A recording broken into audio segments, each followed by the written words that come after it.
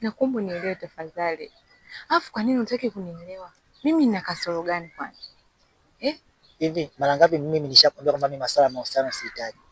Alafu mbona wewe unang'ang'anizi sana? Yaani mimi nishakwambia mimi masuala ya mapenzi, mahusiano sitaki kutengeneza mahusiano ya kimapenzi na mtu yoyote yule. Lakini umekuwa unielewi kwa nini? Una shida gani wewe lakini? Usinifanyie hivyo. Mimi ni mwanamke. Alafu mimi nina hisia na wewe ukizingatia. Mwanamke akikwambia anakupenda, jua anakupenda kweli. Mimi nakupenda Kiberenge. Sikiliza nikwambie kitu.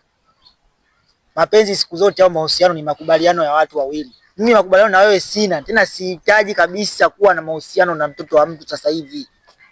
Mimi ndo maana nimekwambia nakupenda ili tukubaliane, unikubali. Nipo chini ya miguu yako babangu. Sikiliza.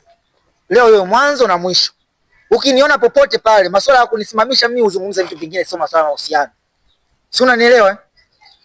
Mwanzo na mwisho. Kama hauna cha kuzungumza usinisimamishe kuniambia upuuzi wako tena. Usinifanyie hivyo. Baba. Hivi kweli kwa akili yako enda kumkataa huyu? Huko sitaki. Mtoto mzuri kama huyu, hauna mambo yako. Haya, mtu kama sasa wakati tunashoot au?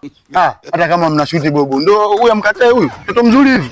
Kama napo. Shauri yako baridi hata kama mnashoot au mambo yenu bana. Tupate kitu bwana.